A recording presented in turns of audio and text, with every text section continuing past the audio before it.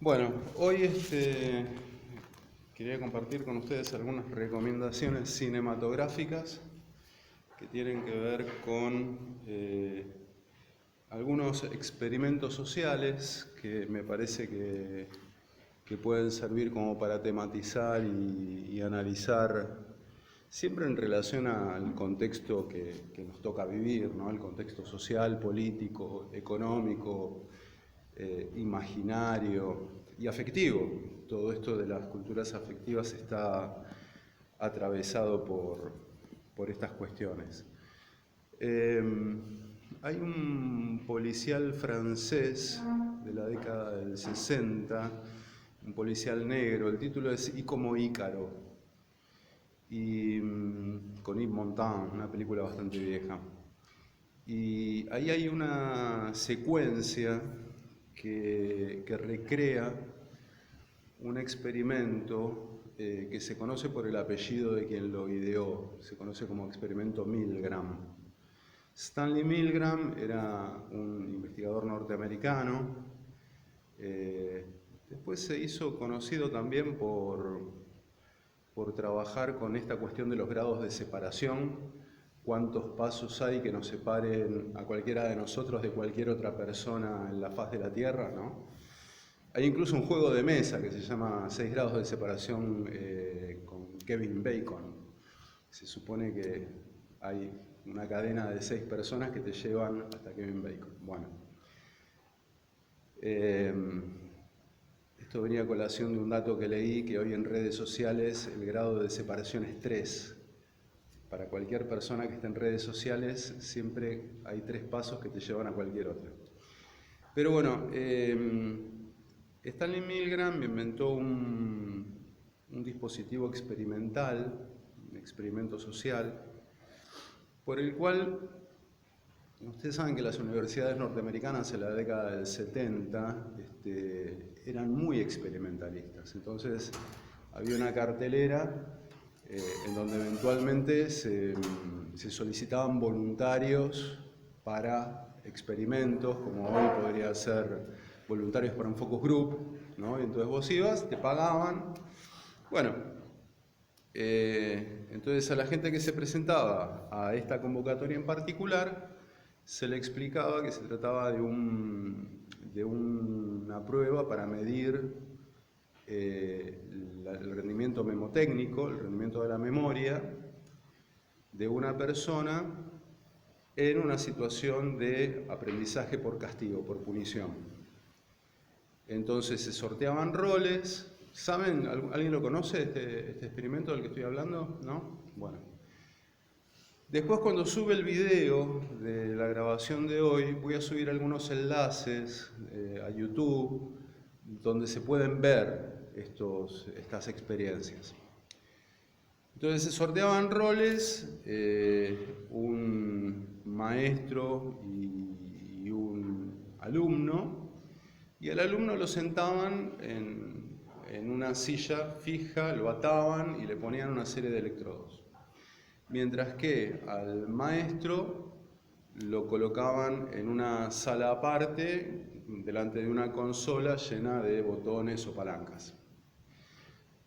El diseño suponía que al principio el maestro le iba a presentar al estudiante naipes con figuras de a pares. Entonces de repente se le mostraba, no sé, una carta con la figura de una pelota y un árbol, una muñeca y una flor, un gato y una mariposa, ¿de acuerdo?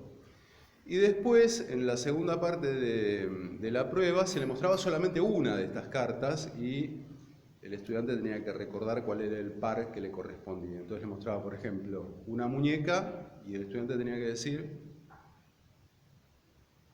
mal, están en el horno. Un gato, no, la muñeca era con la flor, el gato era con... ¿Eh? No, una mariposa, el naipe tenía una...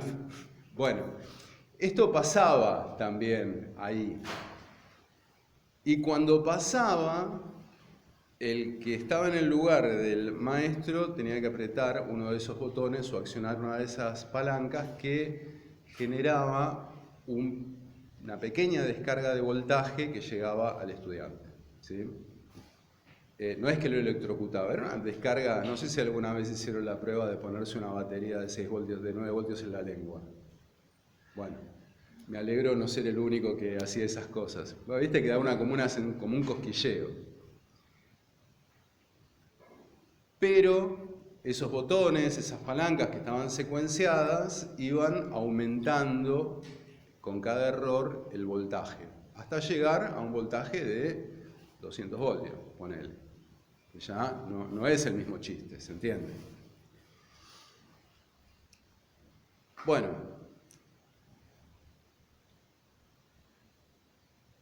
voy a spoilear. En realidad, todo esto era un montaje. El único que participaba del experimento no eran dos, sino solamente quien cubría el rol de maestro, ¿sí? El que hacía el rol del estudiante era un actor y no había electrocución, solo que el encargado de manipular esa consola no lo sabía. Entonces ese actor empieza a equivocarse adrede, a diferencia de lo que han hecho ustedes, y lo que se mide es el grado de obediencia de esa persona, que es la encargada de generar ese castigo que se termina convirtiendo en una sesión de tortura, literalmente.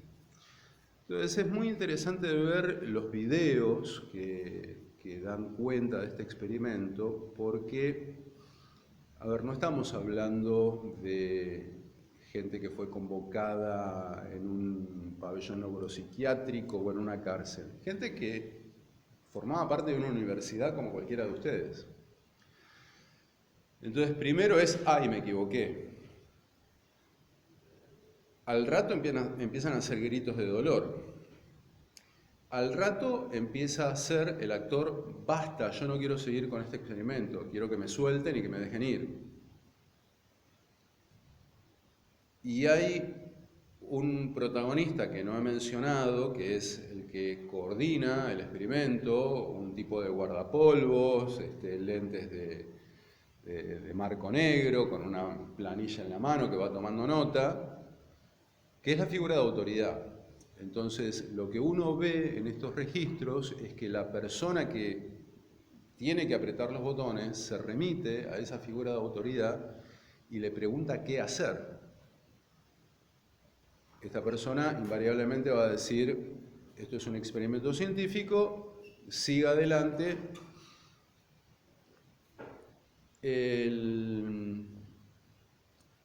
No recuerdo ahora los porcentajes exactos, esto está en la documentación que eventualmente les voy a facilitar, pero, perdón, me olvidé de quitar el sonido del celular. Lo cierto es que un altísimo porcentaje de los voluntarios termina llegando al nivel de electrocución, de electrocutar a esa otra persona. En el medio pasan cosas interesantes, como que, me olvidé de decir también esto, el dispositivo permite que quien opera la consola escuche al estudiante, pero no lo puede ver. Entonces, hay un momento donde, después de la pregunta, bueno, el naipe de la pelota, ¿a qué se corresponde? Del otro lado no dicen nada, silencio absoluto. Mira a la figura de autoridad que le dice, una falta de respuesta debe ser considerada como un error. La persona que está delante de la consola no sabe si del otro lado el tipo se soltó, si se desmayó, si se murió, no lo sabe. Pero de todas maneras, el mayor porcentaje de respuesta es proseguir y seguir apretando ese botón.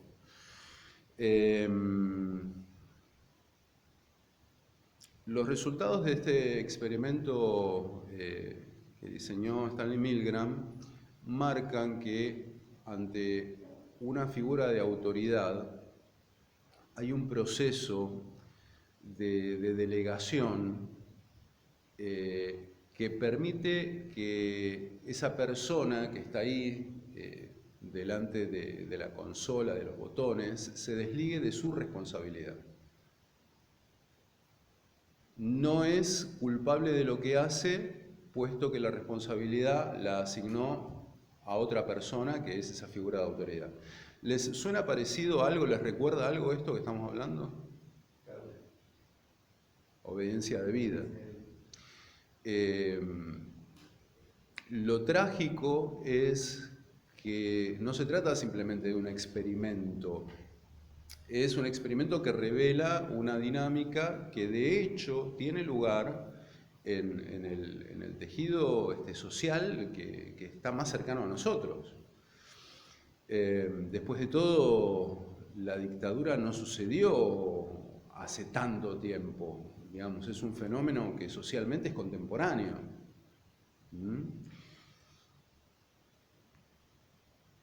Si buscan en YouTube, hay una recreación del experimento Milgram muy interesante que hizo la televisión francesa,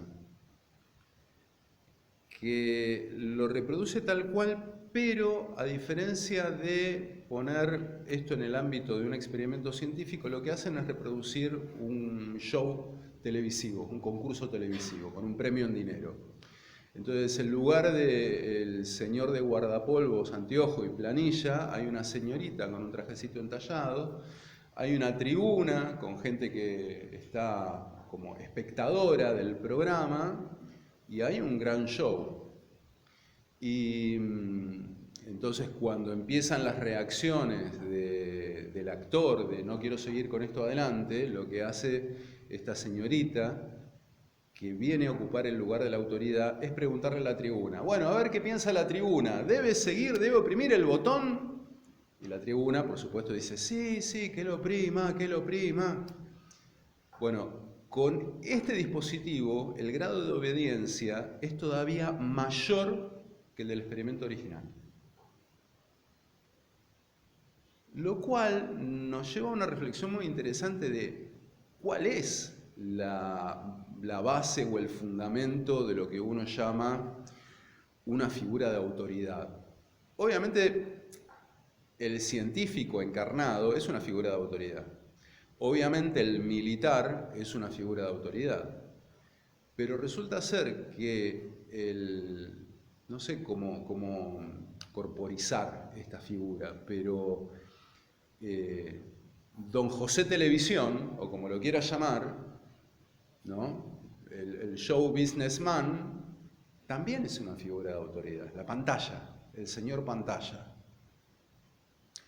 O alguien me podrá decir, no, lo que pasa es que ahí había un premio en dinero, entonces, bueno, ahí hay otra figura de autoridad, el interés capitalista, ¿no? De acceder a ese premio en dinero.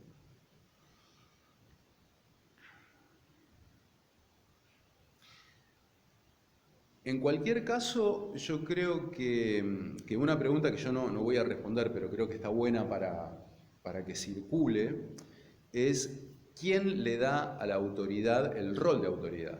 ¿Por qué empoderamos a alguien como para que tenga un rol de autoridad en el cual nosotros poder descargar el factor de la responsabilidad personal? Y es una pregunta interesante porque hace a la cuestión identitaria. ¿Por qué voluntariamente, conscientemente o no, pero hay un ejercicio de la voluntad ahí, delego mi responsabilidad para entregársela a un otro que me dice qué cosas están bien, qué cosas están mal, qué debo hacer y qué no debo hacer? Cuando acá veíamos el texto de Sigmund Freud, El malestar en la cultura, una de las cosas que habíamos dicho es que vivir en sociedad implica una forma de organización donde hay normas, donde hay reglas que seguir que permiten el ejercicio de la convivencia, y habíamos hablado de un gran padre, ¿no?, que ocupaba el lugar de poder, el lugar de disposición incluso de los bienes de esa horda, de esa comunidad primitiva, y lo habíamos emparentado con la figura del rey, ¿no? Había dicho, bueno, muerto el padre, dice Freud, los hijos se convierten ellos a su vez en sucesores, y lo que uno ve en la estructura monárquica tradicional de Occidente es que muerto el rey es nombrado de inmediato un nuevo rey, porque lo que debe sostenerse es la estructura, que debe permanecer activa. Pero en este caso hablamos de figuras de autoridad que de alguna manera están instaladas desde el imaginario colectivo, desde el inconsciente colectivo incluso, ¿no? Mi mamá me cuenta que cuando ella era joven había figuras de autoridad que hoy nos parecen como impensables. El maestro de la escuela primaria era una figura de autoridad, el ferroviario era una figura de autoridad, el bancario, porque eran como puestos jerárquicos dentro de una sociedad que no tenía muchos cargos jerárquicos. El abogado, probablemente. Y hoy día es interesante ver cómo en las últimas décadas la figura de autoridad ha cambiado tanto. Y ahí también hay un ejercicio interesante de reflexión que, insisto, no tengo las respuestas porque es un fenómeno que está en pleno desarrollo ahora. Pero si uno repasa un poco, casi te diría que en cualquier lugar del espectro político argentino, y no solamente argentino, contemporáneo, la autoridad no está dada con un fundamento que vos digas, bueno, este tipo merece ser candidato a la presidencia porque tiene tal y cual mérito. No hay méritos visibles, lo que hay son puros relatos, puras discursividades, y discursividades, como decíamos en algún otro teórico, del orden de lo memético, es decir, pura superficialidad puesta en circulación para tener un efecto viral. Justamente por esto les decía este teórico que se ofrece mañana acá en la facultad sobre memes, me parece que es muy importante porque el meme no es solamente el dibujito gracioso que uno ve y comparte en redes, es lo que está detrás, está en la pregunta de por qué lo comparto. ¿Qué es esta compulsión que tengo de compartir un meme? ¿Para qué lo hago? Y fundamentalmente, ¿qué es lo que me hace a mí? Nada, el meme no me hace nada, dice uno desde el sentido común. Y yo les digo, en realidad es imposible exponerse a un consumo cultural masivo sin que nos pase algo. Somos los consumos culturales que ejercemos, las prácticas culturales que ejercemos. Si en algún momento de la historia la aparición de la lectoescritura nos convirtió en un antes y un después, si en algún momento de la historia mucho más cercana la aparición de los medios masivos eléctricos, como los definía McLuhan, la radio y la televisión, marcaron un antes y un después, y lo mismo mucho más recientemente con el mundo de lo digital, el meme es un eslabón más en esa cadena, que me habla de una hipersuperficialización de los mensajes, una hiperaceleración de los mensajes, una incapacidad de mediación. A ver, la palabra medio, nosotros hablamos de los más media, de los medios masivos. La palabra media tiene como varios niveles de análisis, ¿no? Obviamente un aparato de televisión es un medio tecnológico de comunicación, lo mismo que una radio, lo mismo que un smartphone. Pero, a ver, los invito a esta reflexión. Lo inmediato. Estoy influenciado por un libro de Esteban Di Paola que se llama precisamente Lo inmediato, que habla de esto. Lo inmediato es lo que no está mediado. Pero, al mismo tiempo, la palabra nos lleva a algo que es rápido, ¿no? No hay un lapso de tiempo que medie, precisamente, entre ese evento y el siguiente es inmediato, no hay mediación. No me refiero a mediación tecnológica, no hay mediación de tiempo. Y en un esquema de discursividades hiperaceleradas, donde no hay mediación de tiempo, la prueba está que, esto ya lo escribió Julio Cortázar, en alguna, no me acuerdo en qué libro, pero él decía, hay una maravillosa metamorfosis en el diario del día, que una vez que se lee, en cuanto acaba de ser leído, se convierte en papel para envolver huevos. Y eso es una interesante metáfora de qué pasa con las noticias, qué pasa con la actualidad. ¿Cuánto dura la actualidad? Bueno, la actualidad dura cada vez menos. Y los medios digitales hacen que el tiempo sea prácticamente evanescente. Entonces, ahí donde no hay una mediación de tiempo que me permita a mí reflexionar sobre esa información a la que me expongo, bueno, hay superficialidad. Hay un autor que creo que no lo tenemos en la bibliografía, pero se los recomiendo, Nicholas Carr, un autor norteamericano que escribió un libro que se llama Superficiales.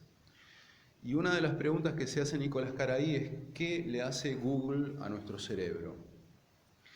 Y arranca con una reflexión, el tipo que es un catedrático dice, la verdad que a mí me preocupa darme cuenta de que cada vez me cuesta más concentrarme. Lo está diciendo Nicholas Carr, lo estoy diciendo yo. Yo cuando estudiaba esta carrera, no sé, de repente tenía que leer un libro de 250 páginas y me sentaba y lo leía. Y la verdad es que hoy no puedo, me cuesta, no es que no pueda, pero me cuesta mucho porque me disperso. Estoy leyendo y me dan ganas de abrir otra pantalla, porque encima lo hacemos en otra ventana, hacemos la pantalla para ver qué está pasando en las redes sociales, qué dice el informativo, cosas. Nicholas Carr tiene una metáfora que a mí me resulta interesante. Dice que antes la cultura era como que navegaba como en un submarino, en profundidad y muy lentamente. Y ahora es como si fuésemos en una moto de agua. Vamos muy rápido, pero vamos por la superficie. Y esto no es algo que le pase a Caro, que me pase a mí o que les pase a ustedes. Nos pasa a todos como integrantes de una cultura. Una cultura que tiene una velocidad tal que no nos permite detener la pelota para pensar demasiado en nada. Hay gente que incluso te dice, yo cuando voy al cine voy a ver una comedia porque no quiero pensar. Es la metáfora del libro de verano, ¿no? El libro que se lleva a la playa. Y te llevas un libro así, que no tenga demasiado. No digo todos, no digo nosotros, pero hay una cosa en el mercado cultural, y esto es algo que ya lo vio Adorno en su momento, ¿no? Que es como, bueno, relajar el nivel para poder ampliar el público.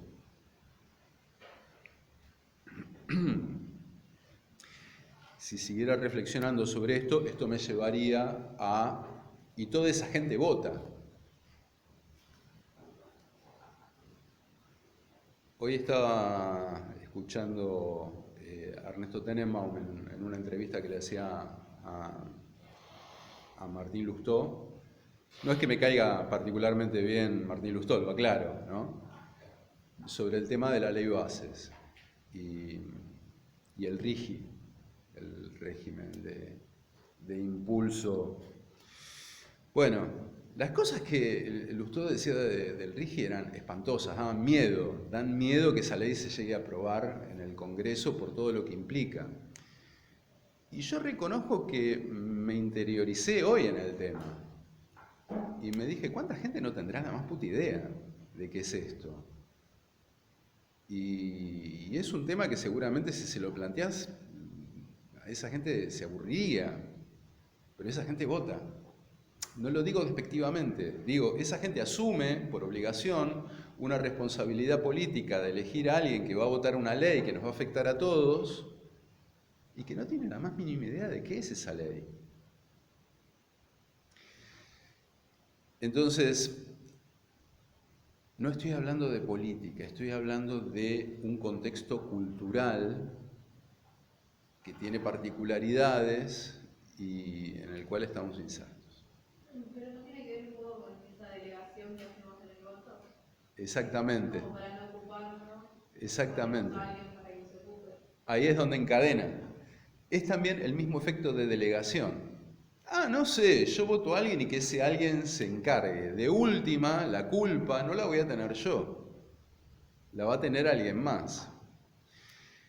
Sumado al efecto de la pasión por la ignorancia que trabajábamos cuando veíamos el libro de Renata Salecl, de no me entero y no me quiero enterar, porque si me tuviera que enterar me angustiaría y no me quiero angustiar. Entonces mejor, lo decía Luca, ¿no? También, mejor no hablar de ciertas cosas, mejor no enterarse de ciertas cosas y lo voy a pasar mejor. Si me engaña, que me engañe bien, cosa de que yo no me dé cuenta. Un poco es toda la misma mecánica psicológica. Porque si me entero me tengo que hacer cargo y me da paja hacerme cargo. Esos somos, se están entendiendo un poco. Se están ahorrando horas de terapia, de psicoterapia acá. Bueno, Stanley Milgram.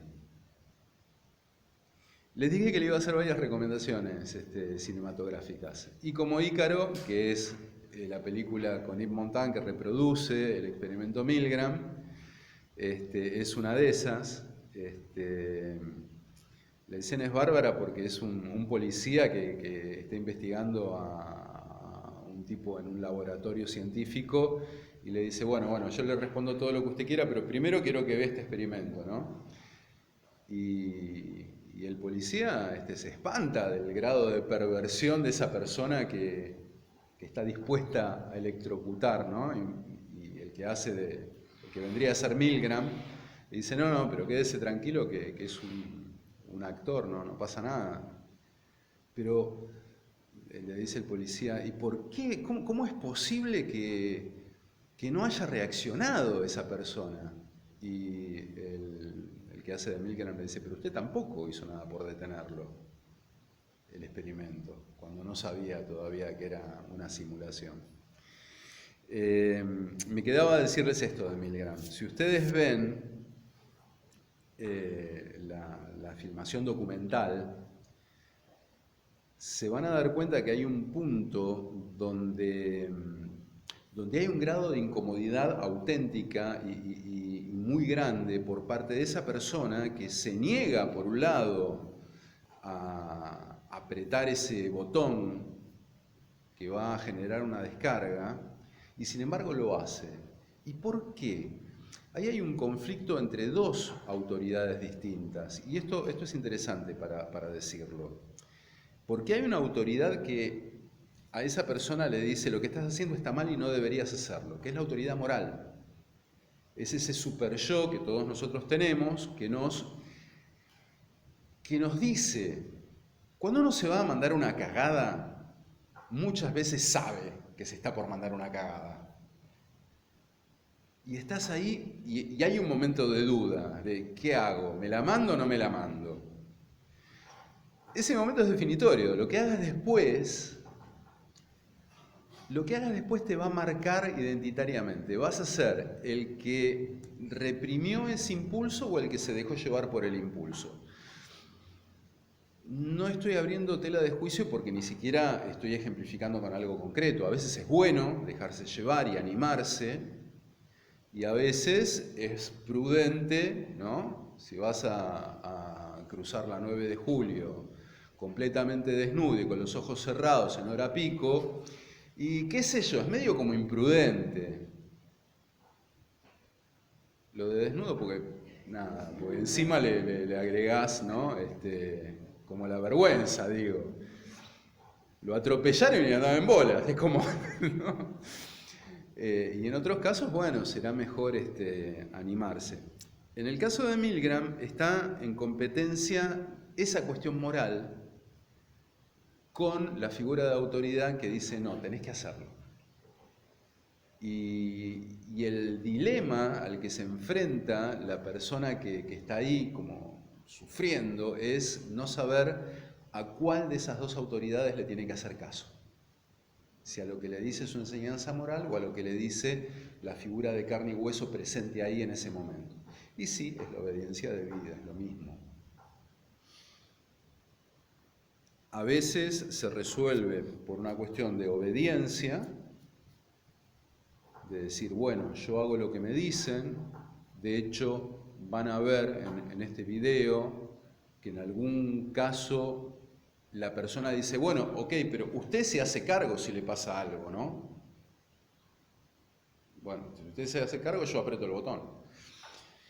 Y en otros casos se resuelve directamente por la negación del conflicto, que vendría a ser lo que Hannah Arendt describe también en La banalidad del mal. Bueno, anulo directamente el conflicto moral y me pongo en la cabeza que soy simplemente un mecanismo de optimización de un proceso que tiende a otra cosa, es decir, deshumanizo a esa víctima. Bueno, la segunda recomendación que les quiero hacer es que vean, si no la han visto, la película La Ola o La Tercera Ola. Hay dos versiones, una en Hollywood, que creo que es La Tercera Ola, y hay una versión alemana, que es Die Welle, creo, La Ola. Esta película reproduce hechos reales. Había un profesor de Palo Alto, Ron Jones, un profesor de historia, que una vuelta uno de sus estudiantes, estaban hablando del nazismo, y uno de sus estudiantes le dice, bueno, pero el nazismo pertenece a un momento de la historia ya pasado, y lo que era posible en ese momento, ya ahora en este tiempo sería inviable. Entonces Jones se le ocurre hacer un experimento y tratar de instaurar en su aula una especie de movimiento protofascista para poder explicarle a sus estudiantes de qué va el fascismo y cómo se genera. Y de hecho lo hace, y lo va a hacer tan bien que se le va a ir de las manos al tipo. La película un poco exagera, ¿no? Porque es una producción de Hollywood, etcétera, etcétera, tiene que haber. Pero realmente se le fue de las manos. Ahora fíjense qué es lo que hace Jones para generar un estado protofascista en su grupo de estudiantes. De vuelta, no estamos hablando de gente que tenga una particular propensión a nada. Eran estudiantes como nosotros. Marca algunas pautas que son de orden identitario. El tipo le dice a sus estudiantes, bueno, vamos a establecer algunas normas, algunas reglas que van a ser internas de este grupo, que nos van a destacar del resto de la facultad, del resto de la universidad. Cada vez que entre una figura de autoridad, ustedes se van a parar al lado de sus bancos firmes y van a saludar con respeto. Van a hacer un saludo que no era un brazo elevado, no lo hago porque queda grabado esto y después pueden descontextualizar. No era el brazo elevado en alto, sino este gesto. De ahí viene lo de la ola, porque era como, bueno, y ese era el saludo que van a tener. Y había una serie de reglas, todas tendientes a esto, a la distinción identitaria. Como el brazalete de Say No More de Charlie, ponele, o si vieron Pink Floyd The Wall, bueno, toda la simbología que Roger Waters hace valer ahí, que en realidad es una parodia a la simbología del régimen nazi, ¿no? Y a partir de ahí establece un germen de distinción por el cual sus estudiantes deben ser los mejores de toda la universidad. Es como que yo ahora les dijera que se miren entre ustedes y que se den cuenta de que ustedes son realmente distintos que el resto de los estudiantes. que son mejores, que este curso debería ser el mejor de toda la facultad y que deberíamos hacer lo necesario para que toda la facultad entienda que nosotros estamos por encima del nivel del promedio.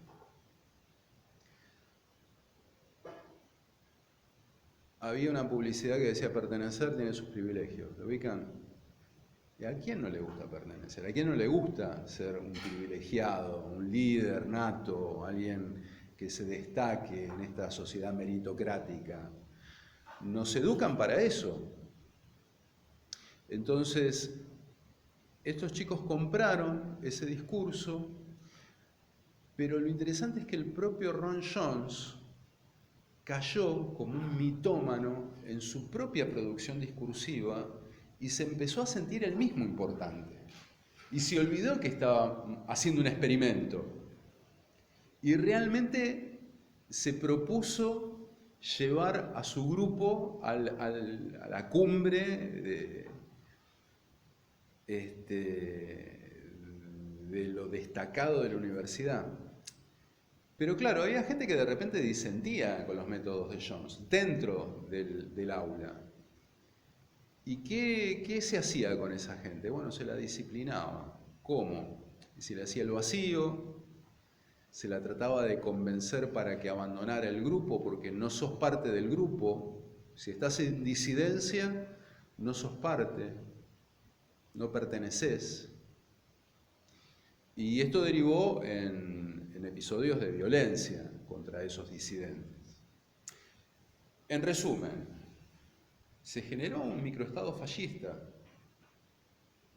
y el fascismo se marcó por una cuestión de inclusión o exclusión de esas reglas identitarias que hacían que uno estuviese dentro de ese grupo selecto o fuera. Si uno hace la comparación con cómo surge el régimen nazi, cómo se sostiene el régimen nazi en Alemania o con Mussolini en Italia o en cualquier facción europea de aquellos años, y no solamente europea, van a poder encontrar los mismos tipos de trabajo psicológico. Una ropa distintiva, un código de conducta, una serie de categorizaciones que permiten que uno esté dentro o fuera de un grupo de pertenencia.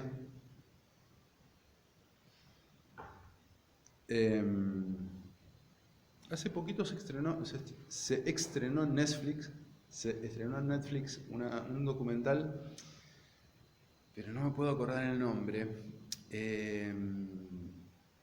pero que tenía que ver con la Segunda Guerra y el nazismo. El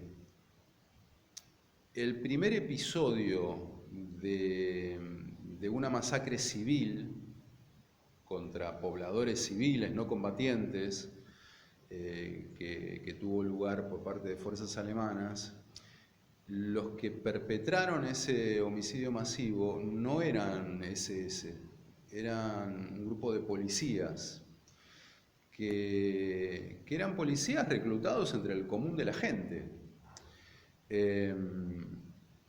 Y de repente tuvieron que matar a personas que eran sus vecinos. Está el caso de uno de estos policías que mata a su maestra. Y lo interesante del caso es que en este particular primer hecho no estaban obligados a hacerlo. Es decir, el comandante de ese grupo los reunió y les dijo: bueno, vamos a hacer algo muy difícil, lo estamos haciendo por la patria y qué sé yo, bueno, el tema de los valores, ¿no? de los valores superiores. Y el que quiera negarse puede retirarse del grupo. Y hubo muy pocos que se negaron, y esos muy pocos que se negaron fueron denigrados por el grupo.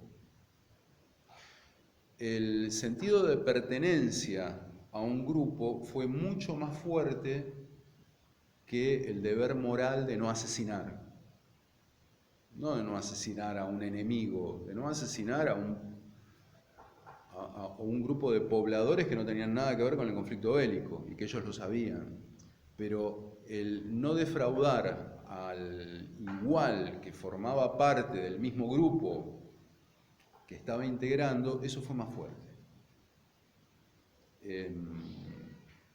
Lamento mucho no acordarme el título de esto, pero bueno, no creo que le sea muy difícil encontrarlo. Ahí, nuevamente, lo identitario como definitorio de una acción, ¿no? Yo siempre vuelvo sobre esta idea que uno, por sentido común, tiende a contraponer el mundo de lo material, que es lo objetivo, lo medible, lo que se puede pesar, tocar, y el mundo de lo imaginario, el mundo de las ideas, que son intangibles, que en realidad no existen. Pero en el mundo de lo social, las ideas concretan realidades, las creencias concretan realidades, los sentimientos y los afectos concretan realidades. Que yo sienta que soy el enemigo de una persona, automáticamente convierte a esa persona en mi enemigo. Es decir, es una idea. Me miró feo. Es una idea, te pareció. Pero vos reaccionás a esa idea, efectivamente. El otro percibe, tiene una sensación de animadversión que vos le estás proponiendo. Che, ¿qué le pasa a este? No sé, no me dirigió la palabra. Y eso va generando un encadenamiento de sensaciones o de ideas o de discursos que terminan concretando una violencia que es real. ¿Se entiende esto que estoy señalando? Es decir, ¿dónde está el límite? ¿Dónde la idea termina convirtiéndose en violencia? Bueno, hay un encadenamiento que es lineal. Un poco es el mecanismo de la profecía autocumplida. Basta con que alguien dice algo malo va a pasar. Hay un cuento delicioso de Gabriel García Márquez, que justamente se llama Algo terrible va a pasar, creo. Una señora que dice, hoy me desperté con la sensación de que va a pasar algo terrible acá. Y el hijo le escucha y se lo cuenta a sus amigos, se ríen, y un mayor que está escuchando dice, bueno, no se rían de lo que piensa la gente mayor, porque a veces pasa. Y empieza a correr el rumor, algo malo va a pasar. Y la gente dice, bueno, yo por las dudas voy a cerrar el negocio. Y che, dicen que algo malo va a pasar y ahí están cerrando el almacén. Y bueno, vamos a comprar por las dudas de que haya desabastecimiento. Y la gente se termina yendo toda del pueblo. Y el personaje del principio dicen, ¿vieron? Yo sabía que algo malo iba a pasar. Bueno, este mecanismo de cómo las ideas terminan generando realidades es algo que sucede. Sucede en el sistema bancario. Miren que el dólar se verá a la mierda, dice alguien. Y otro lo repite. Y empiezan a comprar. Y el dólar se va a la mierda. En el sistema bursátil. Che, ¿sabés que las acciones de tal empresa, me parece, si tenés, vendé por las dudas? Y se hace una corrida. Y ese rumor hace quebrar esa empresa. De hecho, es una práctica desleal que está prohibida, pero que sucede, se hace. Las criptomonedas, ¿no? ¿Qué sostiene la criptomoneda? Una cuestión de fe. Y la fe se pincha como un globo. Pasó con las startups de Internet. Tenía un grupo de estudiantes que trabajaron sobre el fenómeno de generación Zoe y Cositorto. ¿Lo ubican a Cositorto? Bueno, ideas. Ojo, las ideas también me llevan me enamoro de alguien y ese alguien se enamora de mí. Me enamoro de la idea que yo tengo de ese alguien y hay algo que hace que yo genere una idea que, si viéramos la realidad tal cual es, no sé qué pasaría. Pero lo cierto es que, como veíamos cuando trabajábamos con Bateson, uno nunca toma contacto con la realidad. Siempre tomamos contacto con ideas de la realidad, con representaciones, con mapas. El territorio está, no es que no exista, pero nosotros nunca tomamos contacto con ese territorio. es lo que siento del territorio, lo que pienso, lo que percibo, lo que me dicen, lo que repito. Y ahí está de vuelta la idea del meme. El meme es esa idea en repetición, a alta velocidad. Bueno, al final tuvieron que venir a decirle, Jones, cortala con este experimento porque te fuiste al carajo. Y bueno, y ahí tiene la película si la quieren ver.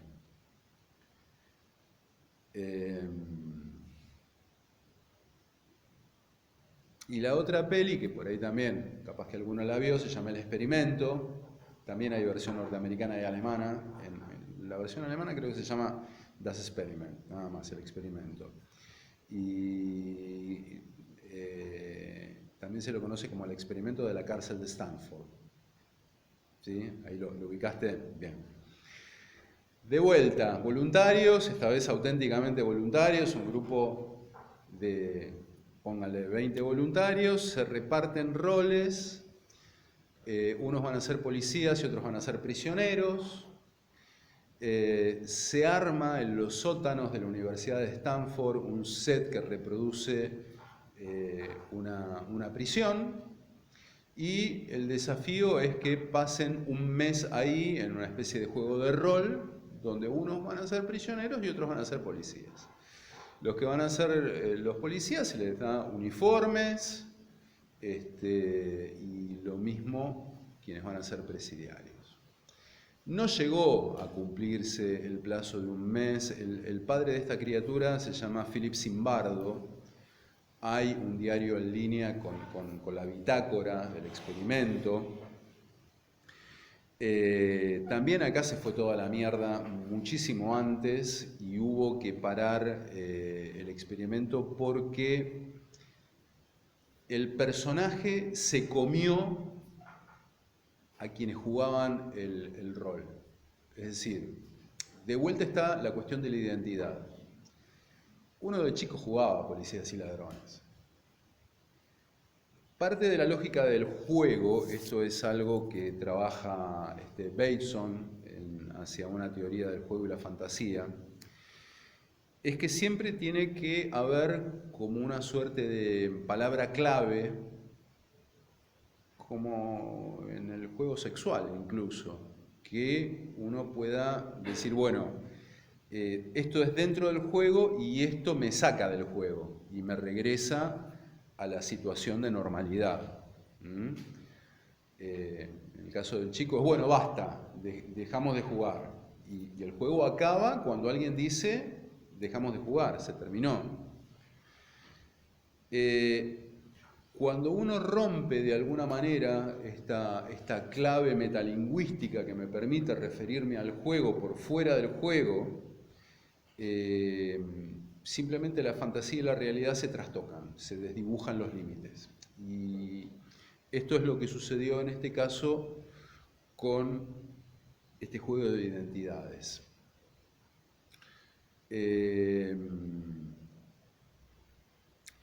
Lo interesante, bueno, empezaron a haber situaciones de humillación de los policías hacia los que jugaban a ser policías, hacia quienes jugaban a ser prisioneros, castigos psicológicos, castigos físicos. Tanto es así que los participantes del experimento sufrieron un trauma psicológico que los afectó de por vida.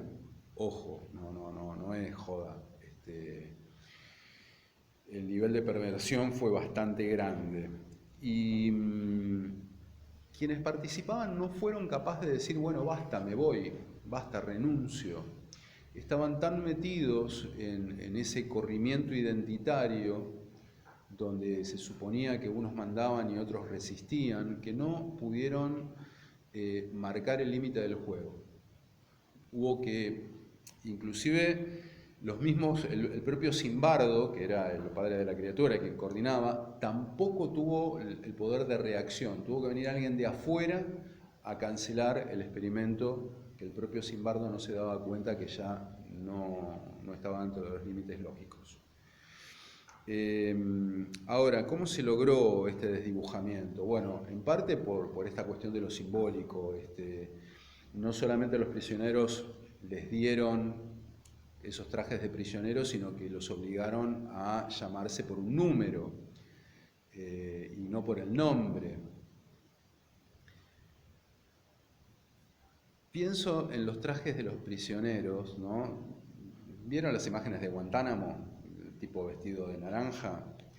Y se me pasa esto por la cabeza, cuando uno se va a internar para una operación o para lo que sea, que te dan esas casaquitas que se abrochan por detrás pero que te dejan el culo al aire. Te ponen una pulserita por si te olvidas tu nombre. Entrás en una situación identitaria de inferioridad, porque nadie que esté con una de esas batitas con el culo al aire está al mismo nivel que el doctor que viene con su guardapolvo blanco, ¿no? Y su autoridad. ¿Y vos qué me vas a venir a decir a mí si estás con el culo al aire, ¿no? Hay un poco de eso. No es que nadie lo haga explícito, pero nosotros nos sentimos así, ¿no? El tema de la desnudez es muy fuerte imaginariamente, simbólicamente. Cuando uno dice me siento desnudo, me siento indefenso, porque la cultura que empezó con Adán y Eva cubriéndose con un gesto de vergüenza en esta cosmogonía, ¿no? Después de haber comido el fruto del árbol de la sabiduría, del bien y del mal, esa desnudez se termina volviendo en parte pecaminosa y en parte indecorosa. Al punto que si hoy uno decide, no sé, ir a una playa nudista, ¿por qué lo hace? Porque te sentís empoderado. Fíjate cómo son cíclicos los símbolos, ¿no? Que hacen a la cultura. Soy capaz de ponerme en pelotas y no tener vergüenza, diría uno. Yo no. Digo, no quiero que... Me molesta mucho en este momento imaginar qué es lo que ustedes pueden estar imaginando después de haber dicho lo que dije.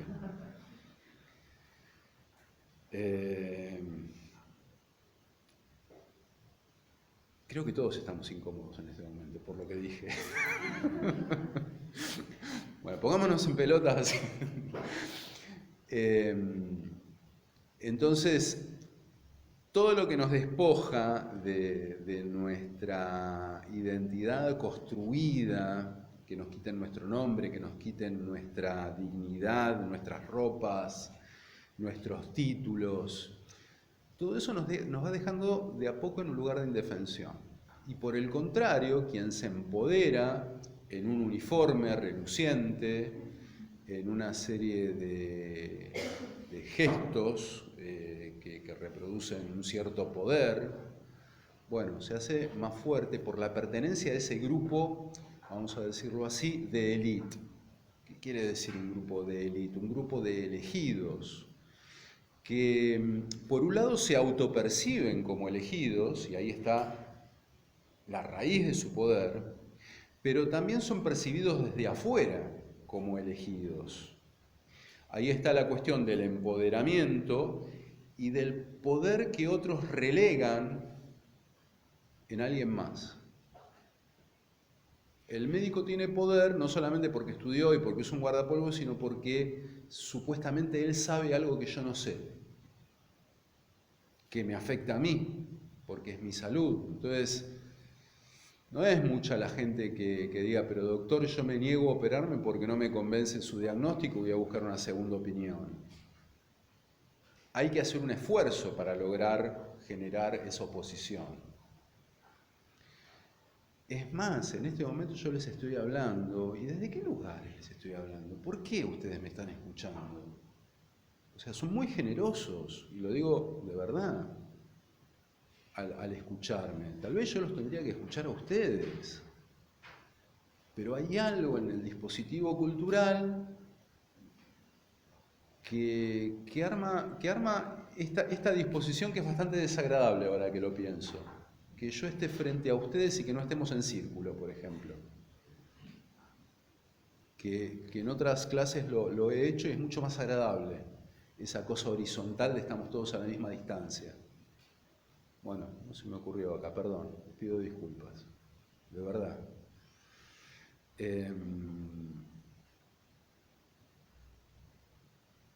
Bueno, la pregunta es, ¿quiénes somos en el tejido cultural y social y por qué ocupamos ese rol y no otro? ¿Y por qué le asignamos a otras personas el rol que le asignamos y no otras? No es que no tenga que haber roles, no estoy proponiendo la anarquía. Estoy proponiendo que tengamos una mirada suficientemente crítica como para buscar razones detrás de los empoderamientos que uno hace. Ok, si yo me tengo que operar, vamos a suponer que me agarro una apendicitis. Bueno, quiero hacerlo con alguien que realmente esté capacitado, es decir, hay un empoderamiento ahí, enhorabuena, porque si me voy a operar, no sé, no es por ningunear a nadie, pero si me voy a operar cualquiera de ustedes, que seguramente no han estudiado medicina, me va a ir mal. Y si le pregunto a ese cirujano qué es lo que opina sobre la resistencia de una aeronave, de un avión en el cual... también su opinión ahí es irrelevante, es decir, tiene que haber en una cultura roles,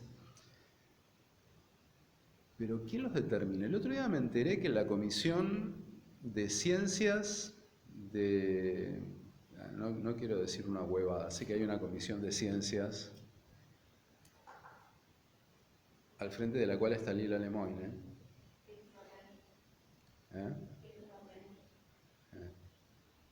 Entonces digo, pará, hay algo que no me encierra. Claro, sí. Es como que la pongas de, no sé, ministra de Salud, ¿no? Ya es diputada.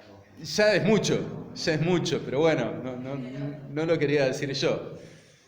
Adhiero plenamente a tu comentario. Vuelvo al tema político, pero a ver, no es por agarrármela con... Si en este momento estuviera Alberto de presidente, podría decir lo mismo. ¿Quién empodera? Bueno, con Alberto no era muy difícil tampoco decir esto. ¿Quién empodera a los que tienen el poder? ¿Quién llevó a un De la Rúa al poder? ¿Quién llevó a un Menem al poder? ¿Quién llevó a los militares al poder en el 76? Porque, a ver, uno puede decir, bueno, hubo un golpe de Estado, ok, pero hubo una sociedad que dijo, bueno, listo, sigamos. Total, que esté uno, que esté otro. Como dice el discurso popular, yo igual mañana me tengo que levantar a laburar. No me cambia nada. Habrán escuchado esto. Bueno, ahí también hay un empoderamiento, de decir, no me voy a resistir. Si yo acá empiezo a decir pelotudeces, está en ustedes quedarse escuchándolas, o decirme, Germán, estás diciendo pelotudeces, o levantarse e irse. Uno es dueño de ese poder, pero muchas veces no lo ejercemos.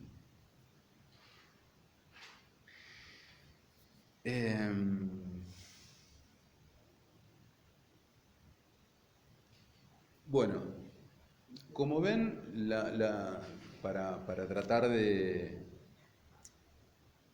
resumir un poco lo que pretende unir todo esto, la cuestión de la identidad, que no deja de ser más que una idea. ¿Quién soy yo? Yo soy el resultado de una serie de ideas. Como decía Jean-Paul Sartre, somos lo que hacemos con lo que los demás hacen de nosotros, o somos lo que hacemos con lo que imaginamos que los demás hacen de nosotros. Ideas, imaginaciones, cruzadas. Yo imagino ser alguien, ustedes imaginan que soy alguien, yo imagino qué rol cumplen ustedes, y la articulación de todas esas imaginaciones se teje una dinámica vincular que mal funciona, pero que también podría funcionar de otras maneras. Basta con que cuestionemos nuestros roles y que, ¿y si cambiamos? Y así como cuando éramos chicos y jugábamos a policías y ladrones. Bueno, yo hice de policía la semana pasada, hoy te toca a vos, y viceversa. ¿Por qué no hacerlo a la sociedad? Se puede, se puede. ¿Qué rol ocupa la mujer en la sociedad? ¿Cuándo? ¿Hoy o hace 50 años atrás? ¿Tanto cambiamos? Sí, cambiamos un montón. ¿Y vieron la entrevista a Nicolás Márquez? ¡Qué horror!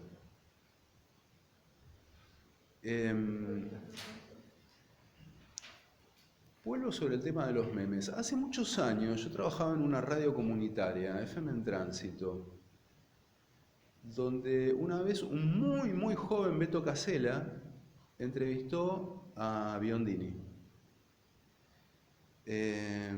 Primera cosa, Biondini subo siempre, no es, pero nunca sacó más de un 1%, menos, ¿no? Y en ese momento fue un escándalo, pero la verdad es que yo me di cuenta de algo, y es que Biondini se hundió en su propio relato, es decir, vos lo escuchabas y decías, no te puedo tomar en serio, qué hijo de puta, las cosas que decís. Habrán pasado, no sé, 35 años, ponele, de aquello. Y hoy la cultura es otra. Hoy Tenenbaum le da voz a un tipo como Nicolás Márquez y el efecto no es el mismo. Para nosotros por ahí sí.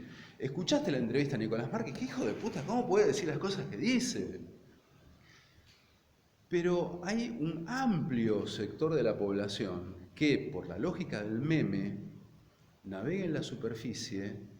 ¡Qué grande Márquez! ¿Cómo lo humilló a Tenenbaum? Uno lee esas cosas en los comentarios de los canales de YouTube. Y en el fondo hay una cuestión que tiene que ver con lo identitario, que tiene que ver con cierta rebeldía adolescente. Uno cuando es adolescente, ¿qué hace? Trata de contraponerse a los marcos del deber ser. Tus viejos te dicen, che, cambiate la ropa interior que hace una semana que estás con esos calzoncillos. ¿Y uno qué hace? No me cambio un carajo. ¿Por qué? Porque estás de alguna manera reafirmando tu identidad en el sentido de tu empoderamiento. Tenés el poder de decidir cuándo te cambias. A mí me pasaba con el pelo. Mi vieja tenía la puta costumbre de cortarme así tipo soldadito, militar. Y un día dije, no me corto nada. Y eran las mechas por acá, era un salvaje, un hippie. Pero era mi manera de decir, hago con mi pelo lo que se me da la gana. Mi pelo, mi decisión, ponele, ¿no? Pero de verdad había una cosa de esa rebeldía. Bueno, entonces, a cualquiera de estos pibes nacidos en la era de la memética, alguien les dice que deben comportarse de determinada manera y ellos se agrupan en el bando contrario del negacionismo, de voy a decir todo lo contrario de lo que decía la generación de mis adultos, que por otro lado demostramos los adultos, ser bastante inútiles a la hora de gestionar un mundo mejor. Entonces, hoy en día darle voz a un tipo como Nicolás Márquez tiene un efecto amplificador. Y me parece que es interesante evaluar ese cambio cultural que hay en 3 décadas. Que el tipo que antes abría la boca y pasaba vergüenza, hoy abre la boca, dice las mismas pelotudeces, pero todo esto venía a cuento de, bueno, ¿cuál es el derecho que tiene la comunidad homosexual? O la comunidad judía, o los negros, o los pobres, o cualquier tipo de... Y el problema es que hay gente que está dispuesta a negar derechos a esos grupos. Pero más allá de que uno se pueda escandalizar por eso, está bueno preguntarnos, porque nosotros vamos a ser cientistas sociales, somos cientistas sociales, ¿cómo es que se da ese proceso en la mente de alguien que cree que una persona por ser homosexual tiene menos derecho a o que tiene que ser ayudado para salir de eso, como si fuese una enfermedad. ¿Qué es lo que lleva a ese proceso de pensamiento que si se empieza a repetir y a repetir y a repetir y a repetir, se termina consolidando como una verdad homogénica? Verdad entre comillas, pero acá vuelvo al tema de las ideas y de las realidades. ¿Qué es una verdad?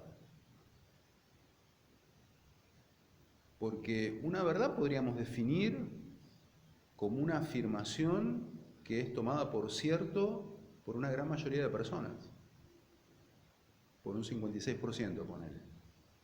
Con un 56% alcanza para que una persona llegue a la presidencia de un país y desde ese lugar haga una bajada de línea que establece una cierta ideología, sea cual sea, la justicia social o la meritocracia. Bueno, los discursos sociales generan realidades. Basta con que a un sector de la población las discursividades empiecen a señalarle que no tiene derechos para que realmente los pierda, pero los pierda inclusive desde el self.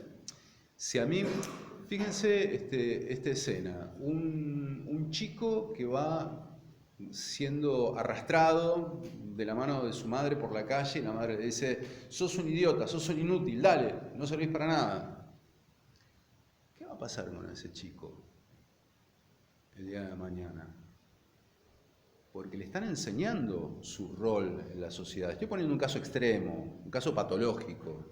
Bueno, pero igual sucede, por ejemplo, en el caso de las mujeres que quedan asesinadas, que tiene una repercusión directa en primer lugar, por ejemplo, en otras lesbianas que están en pareja. Probablemente en estas semanas se vean muchas menos mujeres de la mano en la calle o se vean muchas menos repercusiones. Como una, ante estos eventos de violencia hacia un sujeto que representa un grupo, principalmente cuando son minorías, se toma un poco como, ok, esto es lo que está pasando ahora, entonces yo tengo que resguardarme por si esto me pasa, y termina teniendo como una especie de funcionamiento de ejemplo hacia un grupo. Y fíjate que ese efecto de ocultamiento termina generando una idea de que esa minoría, en caso de que aceptemos de que se trata de una minoría, es cada vez más reducida porque se la ve cada vez menos, con lo cual cada vez es más marginal.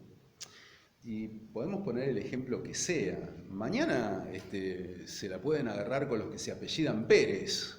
Es decir, el límite, el dispositivo que pone a unos dentro y otros fuera, es absolutamente arbitrario. La norma de inclusión y de exclusión es lábil y se puede cambiar muy fácilmente. Cuando hay que buscar un chivo expiatorio, y de esto también se tratan los discursos, bueno, puedo marcar a cualquiera como chivo expiatorio, cualquier minoría, cualquiera que no vaya a alzar demasiado la voz o no marcar demasiadas resistencias. Y si esto sucede en el seno de una sociedad que naturalmente tiende a ser acrítica, y bueno, el efecto va a ser mucho más rápido y multiplicador, ¿no? En una sociedad educada a tener una actitud crítica es mucho más difícil, porque, bueno, a ver, ok, esto es lo que me estás planteando, lo voy a pensar, lo voy a analizar y después veo si lo compro o no lo compro. Ojalá que funcionáramos todos de esa manera, pero si no tenemos un tiempo que esté ahí en el medio para poder reflexionar, y vuelvo a lo que decía antes, nuestra cultura es una cultura de la inmediatez, el efecto rápido, ¿sí? Queremos todo ya, los mensajes circulan a una velocidad cada vez mayor. Bueno, en ese tipo de cultura, lógicamente, no hay así como no hay tiempo en la producción periodística para verificar la noticia. Si tengo que ir a verificar la fuente, una vez que la verifiqué, ya está, ya pasó. Vos mandala, de última, después la levantamos. Y no hace falta, porque cuando la noticia se quedó en evidencia de que era falsa, ya quedó enterrada por otro caudal de noticias que vinieron después. Fíjense lo que pasa a nivel de política, ¿no? De vuelta, me meto con la actualidad. Si yo llego a subir antes de subir un impuesto me corto un brazo. Lo dijo, está ahí el tape. Y nada. Y nada. No los voy a defraudar. ¿Y qué pasó? Nada. No hay consecuencia. La época de la posverdad también involucra eso, no solamente el fake news, sino que no interesa. El concepto de verdad ha sido superficializado también. ¿Y por qué? Y porque, qué sé yo, no sé, no tengo ganas de pensar en eso. Las nuevas tecnologías para peor no vienen sino a profundizar esto. Hay un librito de Jean Baudrillard, creo que se llama algo así como Videosfera y sujeto fractal. El tipo dice, y esto lo escribió hace varios años ya, muchos años, que los dispositivos de alta definición son pornográficos, dice, y toma el concepto de pornográfico como una metáfora. Dice, ¿qué quiere decir pornográfico? Que es un exceso de definición. Uno puede ver las cosas hasta en sus máximos detalles. Es hiperrealismo. Pero en el hiperrealismo lo que tengo es pura apariencia. Detrás de la apariencia he dejado de tener contenido. A eso es a lo que Baudrillard llama pornográfico. Y las tecnologías actuales digitales de hipermediación generan simulacros cuasi perfectos. Fíjense el ChatGPT, ¿no? ChatGPT, se habla de inteligencias artificiales generadoras de... lo que hace ChatGPT es emular la condición de habla de una persona. Vemos imágenes generadas por inteligencia artificial que son cada vez más difíciles de distinguir y nos gusta, encima nos gusta. Decía Umberto Eco en un libro que se llama Las estrategias de la ilusión, que estoy hablando de la década del 80, que cuando uno ve una planta artificial se maravilla cuando es tan perfecta que dice, mirá, es de plástico y parece de verdad. Y viceversa, cuando ves una planta de verdad que parece de plástico también te maravillas, ¿no? Entonces, en ese paralelo entre la emulación de lo natural y la perfección del simulacro, se nos van los contenidos, nos quedamos en la superficie, ¿no? Vendría a ser, y también en palabras de Eco, algo así como la era del kitsch, donde el contenido real deja de tener importancia, reemplazado por la apariencia. Bueno, de algún modo estas reflexiones de Baudrillard y de Umberto Eco vienen a adelantar la idea de la sociedad memética, que yo les digo, donde el meme es el mensaje por excelencia. Que es puro efecto, ¿no? El meme me causa gracia y por eso lo viralizo. ¿Pero por qué te causó gracia? No sé. Bueno, termino con esto. Hay otro experimento que ya no hay película asociada, pero es un experimento que se conoce como muñeco blanco, muñeco bueno, muñeco malo. Así se conoce el experimento, que son dos muñecos idénticos, excepto que uno es blanco y otro es negro, de piel, de eso. Y se le ofrece esos dos muñecos a distintos chicos. Y se le hace una serie de preguntas en cuanto a, bueno, ¿cuál de estos dos muñecos te parece que es más lindo? ¿Cuál de estos dos muñecos te parece que es más inteligente? Uno de estos muñecos robó un caramelo. ¿Cuál te parece que fue? Etcétera, etcétera. todos los efectos positivos van al muñeco blanco y todos los negativos al muñeco negro. Algo que está instalado también en nuestro mensaje, en nuestro lenguaje cotidiano. Veo un futuro negro, dice uno, ¿no? Y la verdad que está todo bastante oscuro. Estamos jodidos. O no me vengas por izquierda. Zurdito de mierda, no me vengas por izquierda. Pero hay como una connotación peyorativa, ¿no? A lo que es oscuro, a lo que es de izquierda. No seas maricón, le decían muchos padres a sus hijos cuando eran chicos y de repente se golpeaban y lloraban. Bueno, todo eso se aprende culturalmente, deja una marca.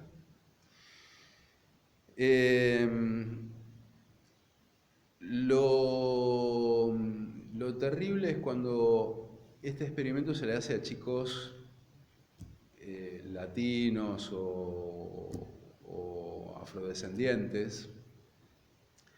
Y una de las preguntas es, ¿y vos a cuál de los dos muñecos te pareces más?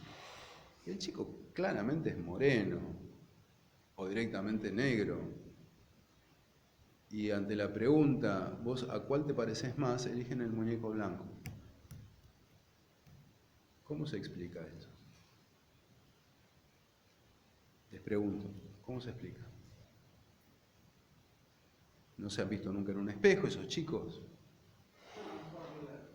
Todas las concepciones que se le preguntaron antes, el chico no va a poder decir que se parece al muñeco negro, así que así no todo negativo. La identidad es un combo.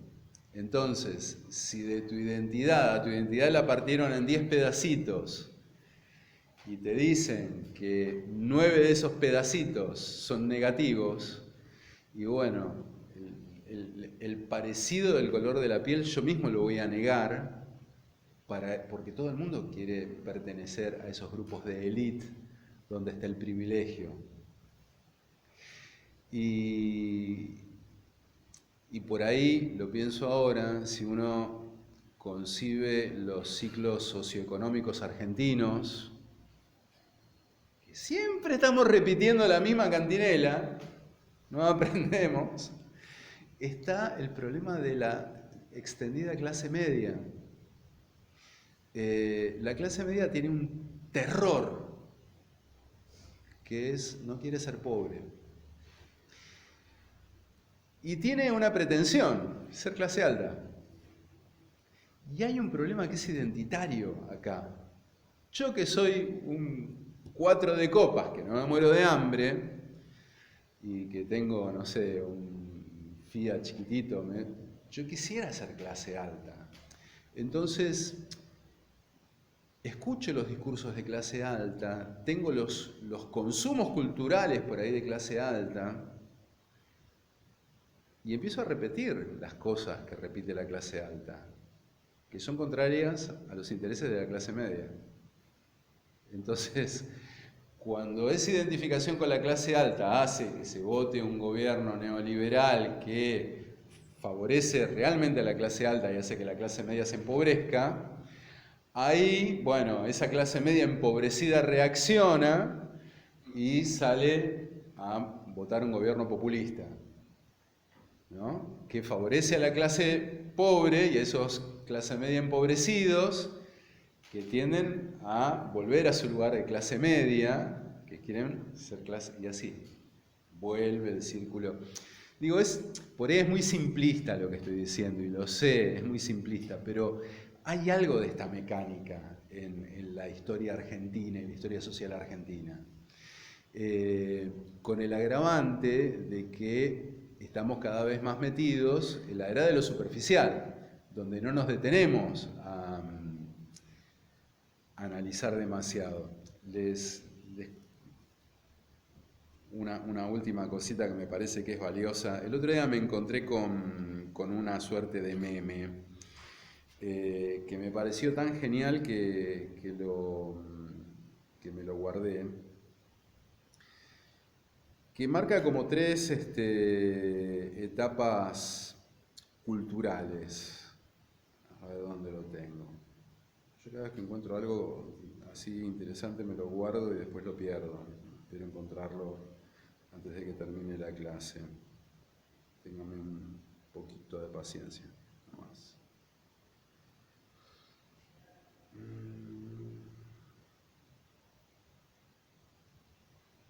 ¿Qué público? Aquí está.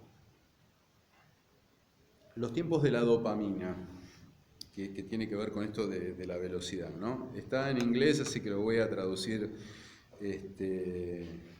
como pueda. Por ejemplo, en deportes, la cultura tradicional, que es la cultura de cierta lentitud, proponía practicar un deporte. La cultura moderna era ver por televisión un deporte. Y la cultura de la dopamina, que vendría a ser nuestra cultura, es apostar a un resultado. En periodismo, la cultura tradicional era leer diarios. La cultura moderna es el multimedia. Y la cultura de la dopamina, que es la que viene, es el clickbait. Clic, clic, clic, clic, clic, y pasando páginas. Este es buenísimo porque me toca muy de cerca. El consumo de música. Yo soy de la generación que escuchaba discos, álbumes enteros. Después vino Spotify y era la cultura de escuchar canciones. Y lo que viene ahora es escuchar pedacitos de música en reels, fragmentos, ¿no? Lo mismo con videos. Antes uno miraba películas, después era videos y ahora ves pedacitos de 20 segundos o de 30 segundos en TikTok y en las redes sociales. Lo que es la comunicación interpersonal. En la cultura lenta está las cartas manuscritas que me mandaba por correo. Lo hice yo en mi infancia de eso. Después estaban los correos electrónicos. Y yo me acuerdo que a mí me decían, vos no escribís mails, escribís cartas y las mandás por mail. Esa era la crítica que me hacían mis amigos. Y hoy, bueno, es el mensajito de WhatsApp con palabras abreviadas. Las relaciones interpersonales, en la tradición de la cultura lenta era el cortejo que desembocaba después en noviazgo y en matrimonio. La cultura moderna es la libertad sexual y la cultura de la dopamina es hacer swipe en una aplicación de citas. Bueno, y hay algunos otros ejemplos. Y después me quedé pensando esto. En la cultura tradicional uno leía libros, en la cultura moderna uno leía apuntes fotocopiados, y la cultura de la dopamina, yo les estoy compartiendo esto. Una imagen en un smartphone que encontré esa imagen en una red social. ¿Entienden lo de la aceleración y la superficialización? Está bien, yo puedo tematizarlo, esto, pero estoy siendo parte del proceso. Bueno, no los quiero aburrir con mucho más. No sé si hay... Espero que cierren. Siempre me quedo con esta expectativa. Espero que cierre una idea de todo este bombardeo de datos y de cosas que les traigo en cada teórico.